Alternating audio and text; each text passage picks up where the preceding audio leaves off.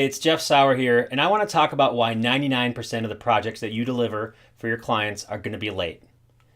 Now let's start with a continuation of what we've learned so far in these Truth About the Agency Business videos. You've done the work, you've gotten the contract signed, you're enthusiastic about the work that you're about to deliver, you love everything about the project, everything is looking good, and your clients are excited too. So you schedule a kickoff call. The client tells you on that call they're going to give you all these resources, all these things that you need in order to do your job, and then you wait. You wait and wait and wait, and these things are either delivered not at all or months later than you expect them to be delivered. And when that happens, your timeline for getting paid gets pushed back. That easy money you were talking about, it starts to become a struggle. You wonder why you took on this project at all. You wonder why this even seemed like a good idea at any point in time, why you even considered it, now that this thing's been delayed by months, quarters, even years. You question your contract writing skills. You even question your own sanity. You wonder if your clients are conspiring against you and whether or not you're going to be able to make your mortgage payment or if you're going to be able to pay your employees on time during the next payroll period. And here's the bad thing. You've signed a contract and this project is still happening. It's just not happening on your timeline. So you need to make adjustments to everything you're doing. You need to make adjustments to your resources. You need to make adjustments to your entire business. Simply put, you are not having a very good time with this client or with this project. So why did this happen?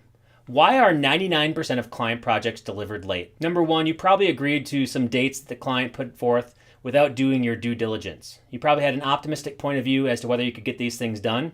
And it turns out you couldn't get those things done on the timeline that was promised. And you probably knew it as a sinking suspicion in the back of your mind the whole time.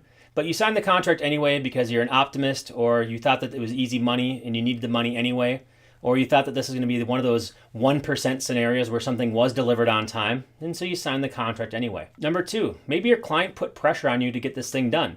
Maybe they told you they wouldn't even entertain your contract if you didn't do it on their timeline. Maybe they're making up for lost ground because they're not really doing very well this year and they need to have some kind of Hail Mary pass for their business. It doesn't put you in a very good position when that's the case because they want you to get something done and you forego your normal process because of the client pressure. Don't give in to pressure, even if it means you might not get the contract, because the results are probably not going to be what you expect and your client's not going to be very happy with you anyway. Number three, your client's priorities have changed. This happens all the time, especially if the client took more than a month or two to get the contract from concept to signed. If your pitch process took a long time, their priorities could have changed in the meantime, and that comes to the surface once you start working on the project and they are nowhere to be found. Number four, maybe you underestimated the amount of effort involved with doing this project. Or the cousin of this is that you don't have your resources available. You spend a long time in your sales cycle and you actually have all these projects due at one time, and so you're not able to prioritize the newest project, and henceforth you're not going to be able to deliver it on time because your other projects are already even further behind and you need to catch up, otherwise you're going to have some unhappy clients. And so you'd rather make your newest client unhappy versus alienating the ones who are already unhappy with you and who are already threatening you for being in violation of your contract. Or maybe you just do that to head them off so they don't have some kind of argument so you don't get sued for your business. You underestimated everything and now everything is slipping and none of these things are getting delivered on time. Number six, your client isn't participating.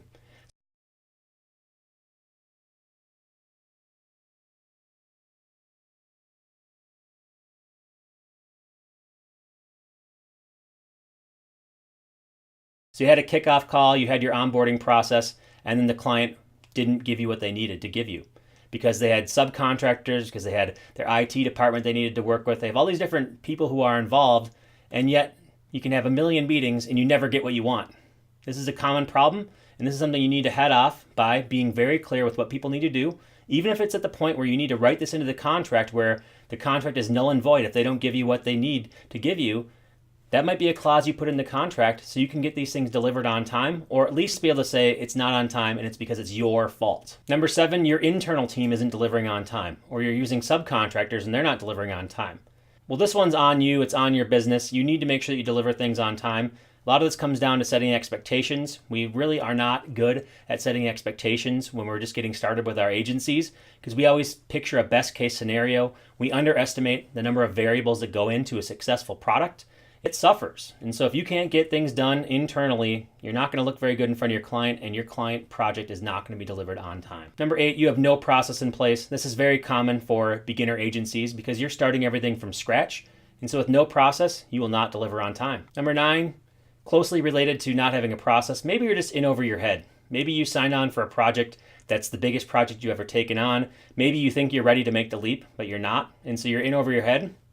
And the results are probably that you're not going to be able to deliver this thing on time, or you're not going to be able to deliver it to the expectations.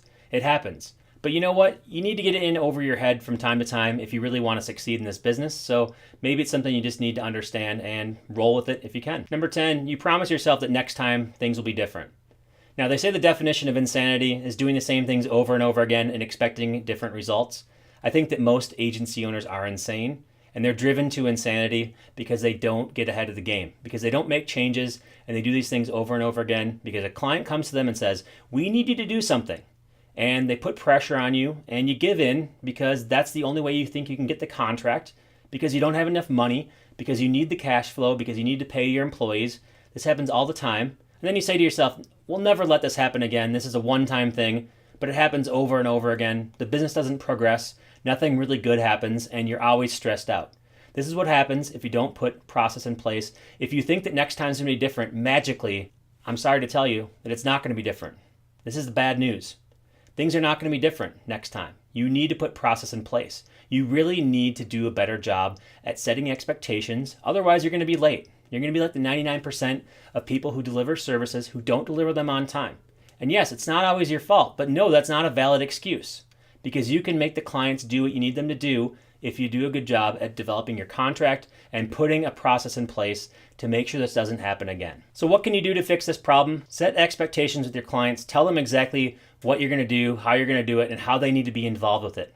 Put milestones into your contract and into your project plan to say, if we don't hit this goal by this point, then we're not going to be delivering on time, and it's not our fault, it's your fault, and there's some kind of financial repercussion for this. Either we're getting paid still because we did the work, or you're going to pay us extra now because we need to shift our resources in order to account for the way that you're doing things. Number 3, make improvements to your account management and your expectation management systems, both the people and the way that you do business. Make sure that you set better expectations, and if needed, put a dedicated account manager on the account. Number 4, ask better questions early and often. Number 5, tightly define the services that you can provide.